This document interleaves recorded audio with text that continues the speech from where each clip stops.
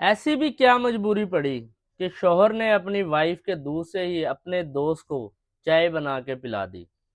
अस्सलाम वालेकुम जी, मैं हूँ राव मुश्ताक अहमद। और आज की जो मैं आपको स्टोरी सुनाने वाला हूँ, ये कोई झूठी स्टोरी नहीं है, बल्कि एक रियल स्टोरी है और हकीकत में ऐसा हुआ है। हुआ कुछ ऐसे है जी। लाहौर का रिहायशी है अरसलान, जिसके कुछ ही दिन पहले शादी हुई।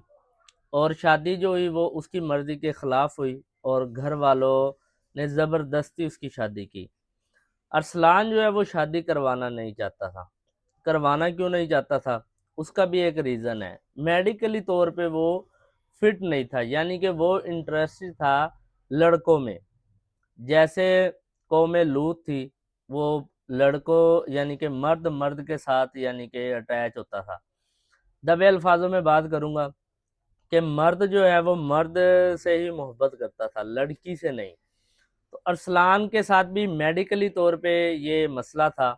और अक्सर हमारे माशरे में इसको बड़ा गलत भी समझा जाता है, लेकिन ये मेडिकली मसला होता है। अगर इसका इलाज वगैरह करवाया जाए, और हमारे माशरे में इसका प्रॉपर तरीके से इलाज भी है, अगर किया जाए तो ये बीमारी इंसान की ख़त्म हो सकती है। खैर जी, हुआ कुछ इस तरह के अरसलान का एक दोस्त था नवीद, जो कि बहुत ही खूबसूरत लड़का था। और उसकी अरसलान के साथ ज़्यादा अटैचमेंट थी, क्योंकि अरसलान को आपको पता है, ये मैंने शुरू में बताया कि ये लड़कों का शौक रखता था। हुआ कुछ ऐसे है कि जब अरसलान की शादी होगी तो वो जो था नवीद, उसके घर वैसे ही आता था जाता था, क्योंकि एक पुरानी संगत थी उनका, पुराना वो अटैचमेंट थी और वो सारे मामलात थे। उसकी वजह से अरसलान के घर नवीद का आना जाना था। हुआ कुछ ऐसे कि आहिस्ता आहिस्ता जब उसकी वाइफ, ज़ाहिर है घर जो अक्सर बड़े शहरों में आपने देखा होगा कि दोस्तों और इनके रिश्तेदारी काफियों की इतनी क्लोज होती है कि दोस्तों से भी पर्दा नहीं होता। ऐसे ही दोस्त एक दूसरे घर आते हैं जाते हैं। और ये बड़े शहरों में अक्सर आपको मिलेगा, छोटे शहरों में या गांव वगैरह में अभी इस चीज़ का रिवाज नहीं है। तो खैर जी, वो अरसलान के घर आता था जाता था नवीद, चाय शाय बनानी, खाना वगैरह इकट्ठे खाना, काफ़ी काफ़ी टाइम अरसलान ने उसको देना, जिसकी वजह से उसकी वाइफ भी बड़ी डिस्टर्ब थी। हुआ फिर ऐसे कि एक दिन नवीद ने उसकी, अरसलान की वाइफ का, उसमें से नंबर निकाल लिया उसके मोबाइल में से, क्योंकि वो आती जाती कोई आंख मटक्का ये वो देखना हुआ होगा, जिसकी वजह से उसने उसका नंबर लिया और उसे मैसेजेस करने लगा। खैर जी, बात होते होते, अच्छा, अरसलान की जो वाइफ थी वो भी इस चीज़ से तंग थी कि ये ज़्यादा टाइम यानी कि इसको देता है और ये हमें टाइम नहीं देता, जिसकी वजह से वो भी परेशान थी, यानी कि डिस्टर्ब थी। औरत ज़ात आपको पता है कि इस चीज़ का बड़ा फील करती है। तो उन दोनों की आपस में अंडरस्टैंडिंग हो गई, बात शात चलने लगी, फिर वो और ज़्यादा उनके घर रहने लग गया, बल्कि अरसलान की गैर मौजूदगी में भी वो घर पे आने लगा।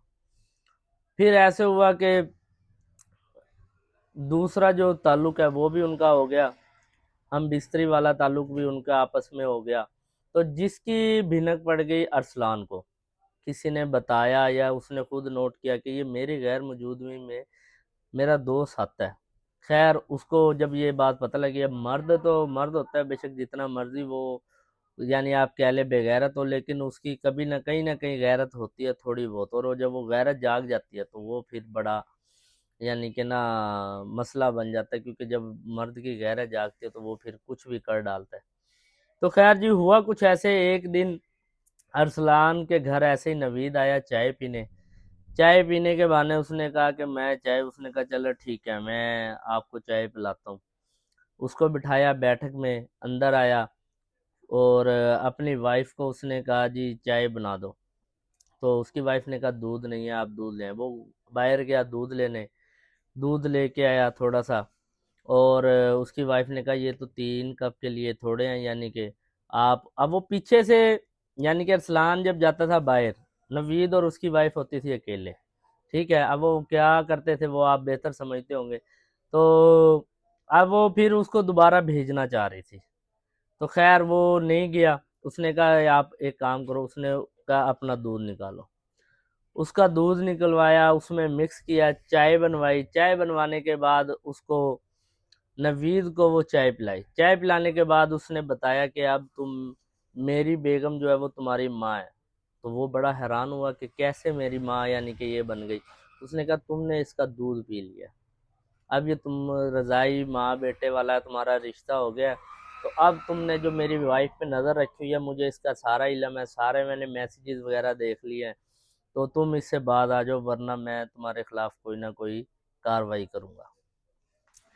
خیر جی، پھر ہوا یوں کہ جب اس طرح کا کام ہوا تو جب اسے پتہ، انہیں یہ بھی ڈر گئے کہ اب ہمارے شوہر کو پتہ لگ گیا ہے، اس کی وائف کو، کہ ارسلان کو پتہ لگ گیا اور یہ معاشرے میں یعنی کہ کہیں خاندان وغیرہ میں ہی بات جائے گی، ڈرانے دھمکانے لگا کہ میں یہ کروں گا وہ کروں گا، تو ان دونوں نے مل کے اس کا قتل کر دیا، ارسلان کو جان سے مار دیا۔